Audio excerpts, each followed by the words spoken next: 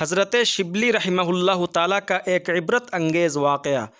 ابن عساکر رحمہ اللہ تعالیٰ نے اپنی تاریخ میں لکھا ہے کہ مشہور زمانہ بزرگ حضرت شبلی رحمہ اللہ تعالیٰ کو ان کی وفات کے بعد ان کے ایک مرید نے خواب میں دیکھا اور پوچھا کہ کیا حال ہے۔ انہوں نے فرمایا کہ اللہ تعالیٰ نے مجھے اپنے قریب کھڑا کر کے فرمایا، اے ابو بکر شبلی، کیا تجھے معلوم ہے کہ میں نے کس عمل کی برکت سے تجھے بخش دیا؟ میں نے عرض کیا، اے اللہ، آپ نے کسی نیک عمل کی برکت سے مجھے بخش دیا ہوگا۔ اللہ تعالیٰ نے فرمایا نہیں۔ میں نے عرض کیا کہ اخلاص فی العبادات کی وجہ سے؟ فرمایا نہیں۔ میں نے عرض کیا کہ نیک لوگوں کی زیارت اور طلب علم کے لیے دور دراز سفر کرنے کی وجہ سے؟ فرمایا نہیں۔ میں نے عرض کیا کہ میں تو انہی اعمال خیر کو نجات کا ذریعہ سمجھتا ہوں اور انہی کے وسیلہ سے آپ کے عفو و کرم کو حاصل کرنے کا حسن ظن کیے بیٹھا ہوں۔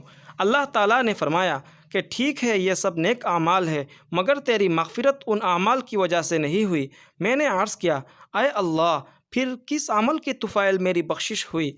اللہ تعالیٰ نے فرمایا کہ کیا تجھے یاد ہے تو ایک مرتبہ بغداد کی ایک گلی میں جا رہا تھا، راستہ میں ایک بلی پر تیری نظر پڑی جو سخت سردی کی وجہ سے حرکت کرنے سے عاجز تھی اور برف باری اور سردی کی شدت کی وجہ سے وہ دیوار سے چمٹ رہی تھی۔